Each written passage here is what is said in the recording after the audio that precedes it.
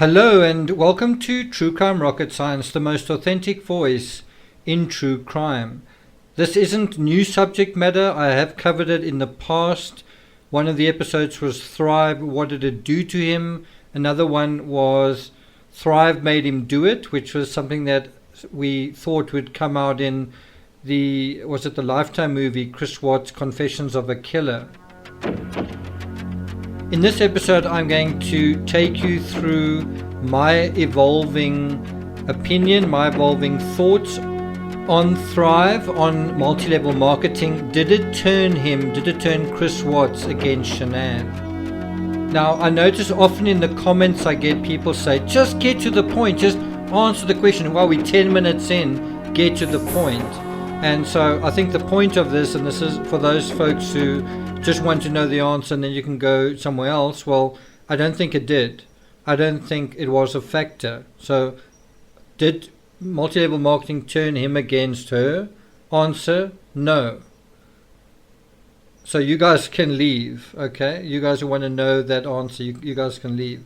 So for the others, and you know, I personally find the narrative, the broader narrative around some of these questions really, really interesting. It is important to answer the question, but I think it's also important to contextualize the question. Before we deal with this episode, just a little bit of news from the John Benet Ramsey series.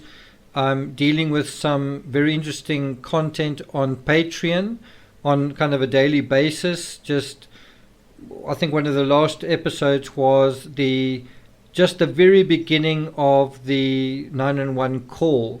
Patsy sort of blurbled something, and so there's been quite a lot of discussion about that.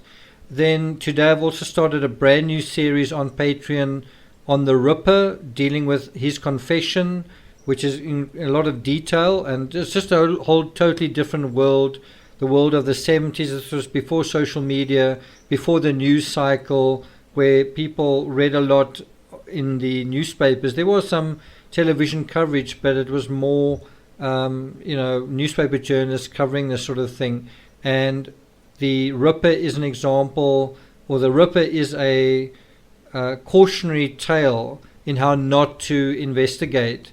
And what is very interesting in that is how people learned lessons, and also how a false narrative can come into being and really undermine an investigation. I've also just put up episode 5, I think, in the Doomsday series, just interrogating that. That's also on Patreon. Just a final thing, thank you to the 100 or so people who have subscribed since the last video. If you haven't subscribed, please click the blue icon on the bottom right of your screen, like, share, leave a comment, and let's get started. So the first thing I want to talk about just very quickly, did any of you see the body language analysis of the quartet, the 4 body language experts? That's something we've also been discussing.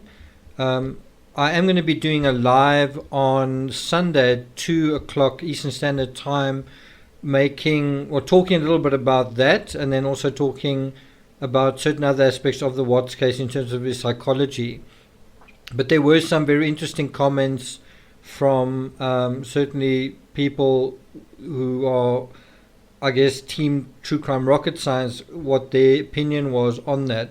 I do actually intend to do my own analysis of the complete Sermon on the Porch, where you'll see the screen behind me, and I'll be going through the whole thing, second by second, pausing it and so on. But I'll probably be doing that closer to June, July, August. Now, in terms of the multi-level marketing narrative, as I've said, I think the answer to the question, did Chris Watts turn against Shanann because of multi-level marketing?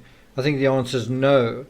I've got to say that for quite a long time, I suspected that played a big role in the crime. I felt that he resented what she was doing, that he knew that it was causing financial hemorrhages, and they weren't making any money, or they were losing money.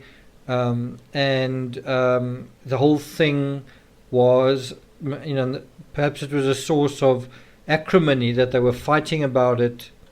A situation where she was addicted to it. She felt that it was working. Don't give up now, just stick with it. And he was just miserable that it's not working and all that kind of thing. And so I was quite surprised when this didn't come out in the discovery. It was not something Nicole Kessinger highlighted. She didn't say, he's really bummed out about her so caught up in the multi-level marketing thing. I don't think, I think you don't need to be a rocket scientist to see that he was wearing the patches right up until the incident. He was also performing and participating in her videos. But my impression of that was he was sort of a yes man. Even if he was really opposed to it, he would still kind of go along with that. And I do think there's some truth in that. Of course, I then wrote a couple of books about it. I went through the discovery like everybody else. And after covering full circle, the question just came up again, but this time in a different way. Not that it was central, was it one of the big reasons, but was it, in a different way, was it one of the things, was it one of the factors, right? And I know I've dealt with it before, but what I want to do now is sort of come at it from a different angle.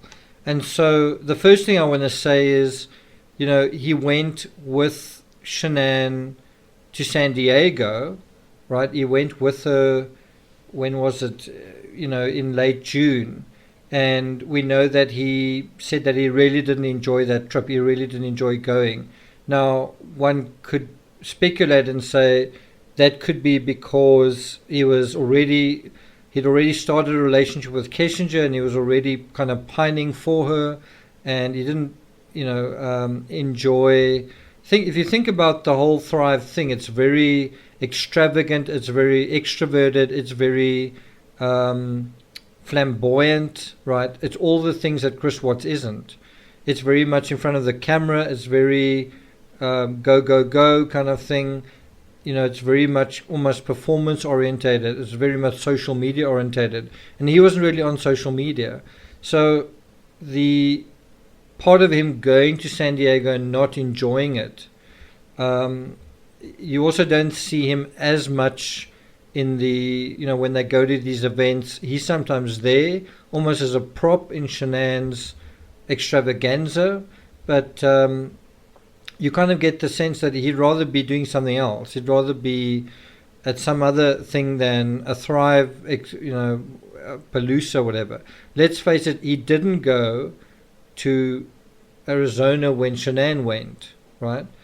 So a couple of reasons that I think support to some extent the idea that the multi-level marketing didn't help is firstly that we know that he changed his diet, right? The fact that he changed his diet shows that, he was getting this benefit from Thrive in terms of he was losing weight. But the fact that he changed his diet, I think, shows that to some extent he was deviating from the Thrive experience, right? And possibly there's more than that. Possibly he felt, well, this isn't the way I want to go anymore, right?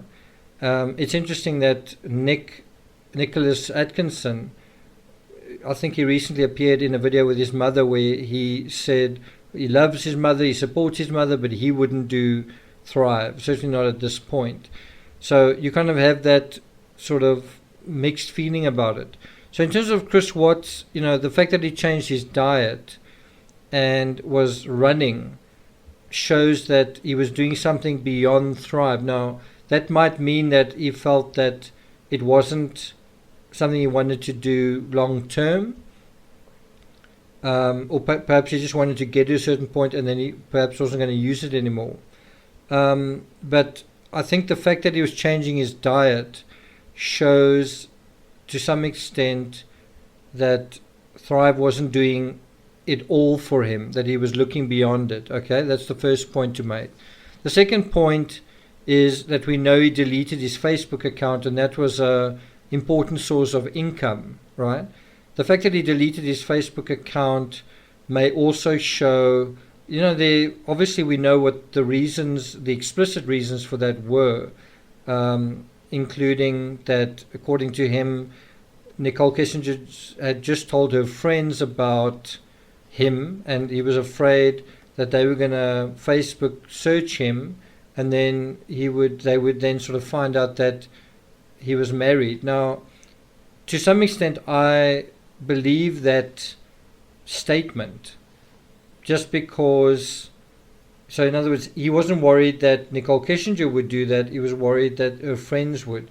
Now, you could argue that in a couple of different ways. You could say, oh, well, Nicole Kessinger knew all along. A lot of the people who think, oh, it's just so easy to look at someone's Facebook, don't know what it's like when you're not on Facebook. And I'm one of those people. At the beginning of the Watts case, I was on Facebook. I was able to get so much information on Facebook. I'm not on Facebook anymore, and it's just not as intuitive to just go into Facebook and sort of lurk and surf around. When you're not on Facebook, there's already that disconnect where it asks you to sign up, and it's just a little bit different. And if you're not on it every day, you're not likely to be on it every day either. So anyway, the point that I'm trying to make is Chris Watts deleting his Facebook, I think, shows to some extent that he didn't think that it was very important in a financial sense. So bear in mind, Shanann was using Chris Watts' Facebook on his behalf to sell Thrive, right? He wasn't really using it himself. He wasn't really on Facebook. He wasn't really. Shanann basically took it over. Now, I think that kind of thing tells you a little bit about their relationship, that he was almost like just playing a role, that he was just a role player in her spiel, and his identity in a way was taken over by Shanann in order, to meet certain ends, kind of thing. But if he really believed in Thrive, you can imagine, and he really wanted money, you can imagine that he may have thought, well, I'm going to murder Shanann, I'll inherit her downline, and I want to keep the Facebook stuff going. But the fact that he deleted the Facebook, I think there was quite a lot to it. I think part of it was possibly her friends searching for information. I think another part of it may have been something like he may at that point have known what he's going to do, and he didn't want people snooping on his profile. That's another possibility. But I do think that it shows his attitude to the multi-level marketing as well, that he didn't really rate it very highly. And he certainly wasn't going to be perpetuating it. He wasn't going to be running it on his own profile after Shanann disappeared, after the incident that was over. Then the other thing that I think is worth mentioning is the debt. I think it's possible that despite everything, despite us knowing the discovery, it's possible that he just hasn't really been completely forthcoming about it. That he actually didn't believe in it, and that he felt that it was the reason they were in such financial difficulty. And it may even be something that where Nicole Kessinger spoke to him about it, and perhaps it actually made an impression where he felt, well, I need to make a change. And bear in mind, he was changing his finances at the time of the incident.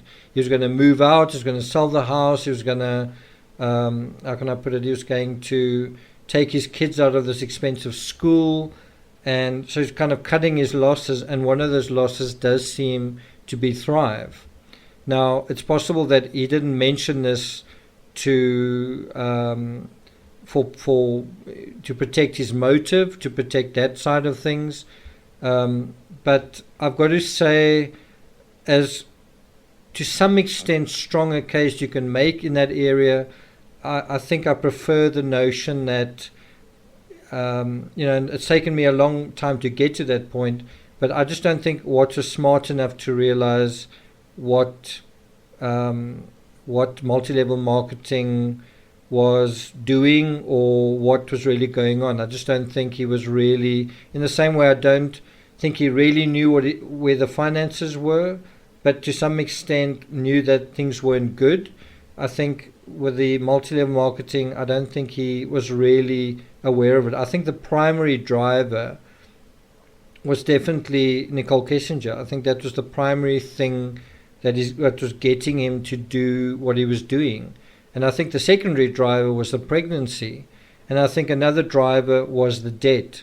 And in a weird way, you can isolate all three of those from the multi-level marketing, even though it was as extensive as all what do you call it? Permutating, just sort of filling up everything. So it's just something that was sort of the background, the backdrop to everything that was going on in the Watts home, right? It was just everywhere. It was not only on their skin, it was in their bedroom, it was in their kitchen, it was in the car, it was all over the social media, it was the soundtrack to when he was at home. It was just everything. It was meal times, it was dinner time, it was when they're in the car, when they're on holiday, all the time. And so, but I think I've kind of come to the realization that I just don't think Chris Watts was that smart, and I don't think he really thought about it. And I think he assumed that Shanann was quite successful and that things were quite good, and then found out gradually that things weren't so good, and I wasn't quite sure why. Personally, I was really hoping that this case would go to trial, so that Thrive would be put on trial. They would talk about the way that the body changes when using these patches, talk about the ingredients, literally put Thrive on trial, talk about the income that Shanann was getting and all the rest. And I think it would have been really interesting to see that aspect of it. And unfortunately, that didn't happen. I think the final thing just to mention is, if you're talking about did Thrive turn him against her, right? Did Thrive turn Chris Watts against Shanann?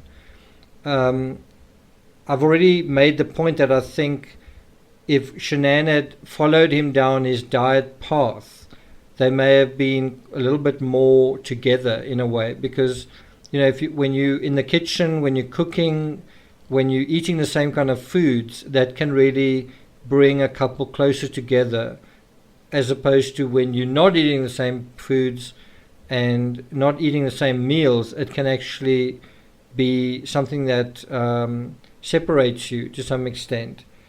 A fitness journey, a health journey can be something that a couple can really enjoy doing together, and it does often involve a certain amount of investment, commitment, work, and so on.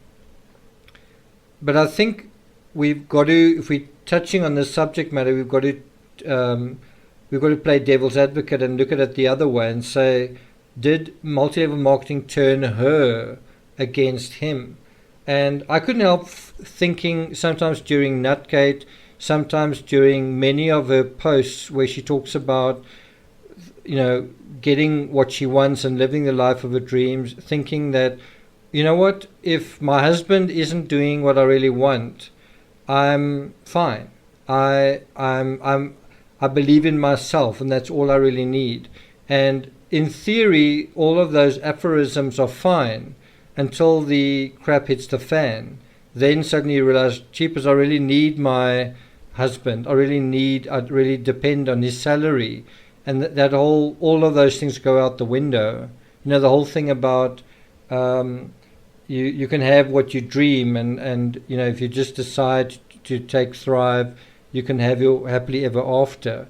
But I think the reality was, when Chris Watts basically made his intentions clear, and he did. A lot of people say, why didn't he just get a divorce? Well, he was trying to get a divorce. He did talk to her about it.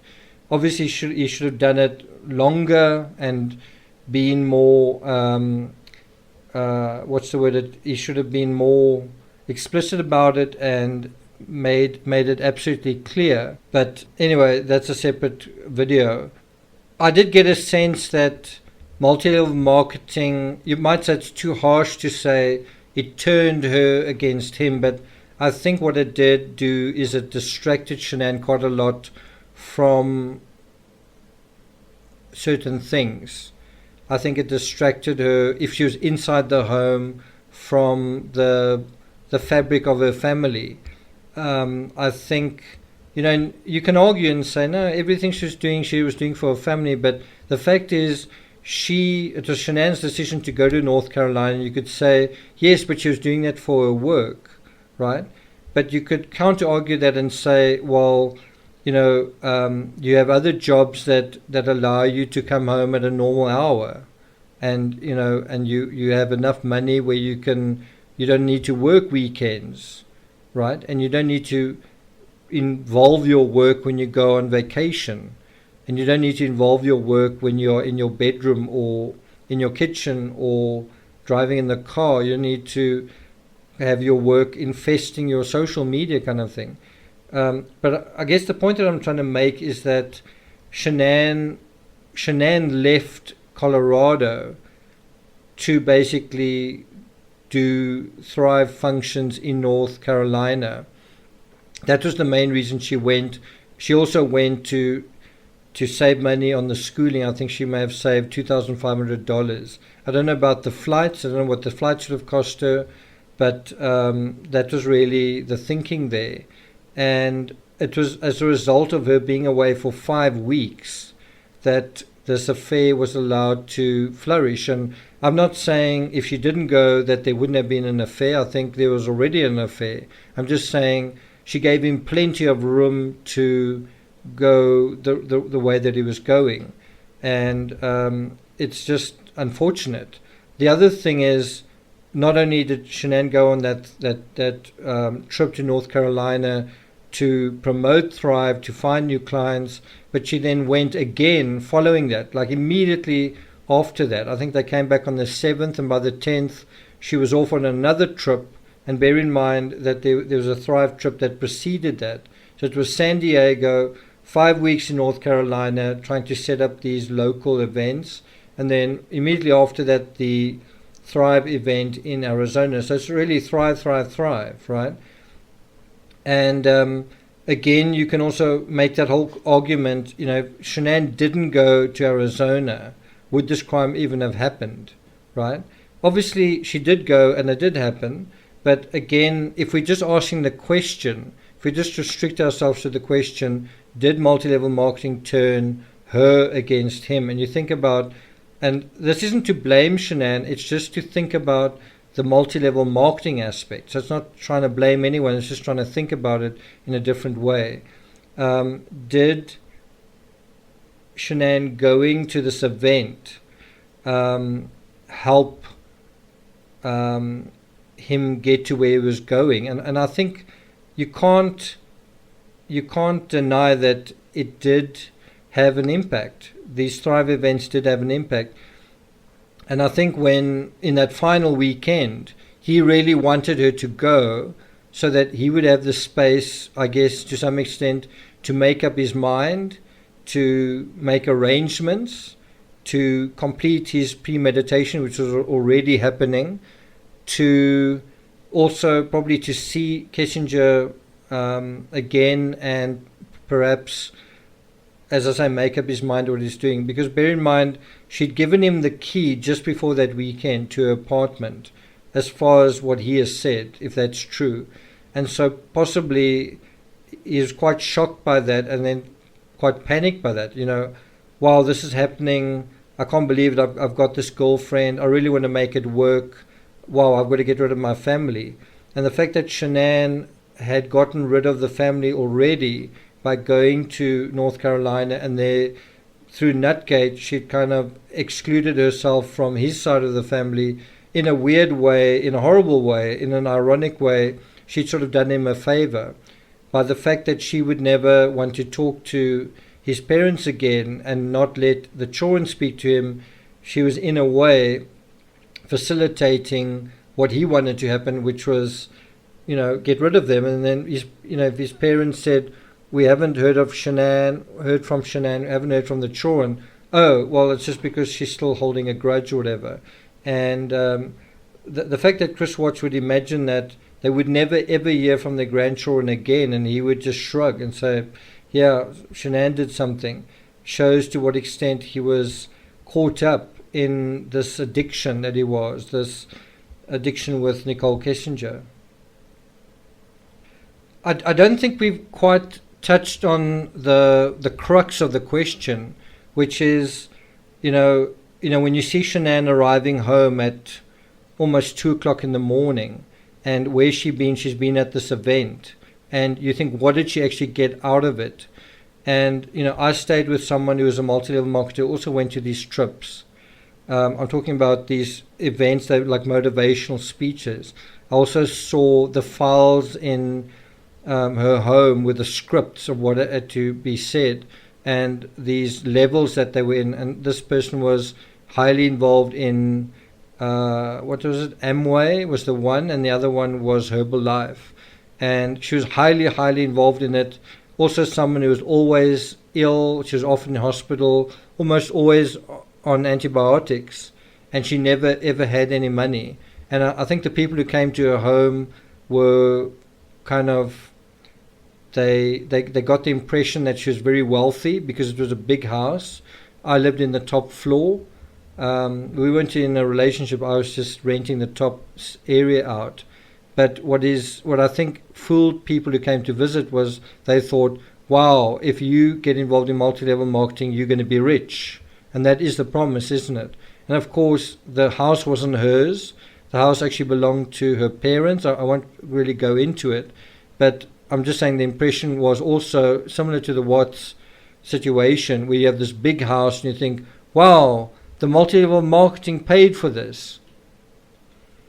Meanwhile, there's this dark side to it, which is the moneylessness, the trips. And, my heart really goes out to Shanann coming home, at 2 o'clock in the morning. She spent the whole weekend, literally the entire weekend. She leaves first thing very early, I think 4 or 5 o'clock on the Friday morning. She's feeling ill, and she has a pretty horrible time when she's there. I must say, on the photo she looks pretty fine, pretty happy, but she apparently felt quite bad and out of sorts. And then when she returns home, it's at 2 o'clock in the morning, and she's alone. She returns alone, and all of this has been in service of this wellness product, right? Did it turn her against him? I don't know if it did her any favors, because if she wasn't so preoccupied with Thrive, maybe she would have seen really what is going on in her marriage, seen the fact that there was an affair going on. And I do think there's a lot of magical thinking in Thrive, and, well, not Thrive, in multi-level marketing. And I think this magical thinking can translate to, if you're in a crisis, you can tend to magical think your way out of it. So, for example, if you are faced with anxiety, even existential anxiety, what's going on with this coronavirus, you can just magically think it away. Oh, it's not real. Anything that is a real problem, you can just magically think it away. And that is I think the legacy of multi-level marketing. It's all about magical thinking. And so what happens when you're in a crisis like a marriage, where there's an affair? Well, you can just magically think, no, I don't think there is an affair, and I'll just write him a letter and it'll all be fine. And of course it's not. It's a nightmare. And the magical thinking isn't going to cover that nightmare. Of course, multi-level marketing isn't the sole, I don't want to say scapegoat, but it's not the sole thing that's responsible for magical thinking. There's a lot of magical thinking in social media. If you take the Laurie Vallow case, there was a lot of magical thinking there, but in a totally different area, in the area of beliefs.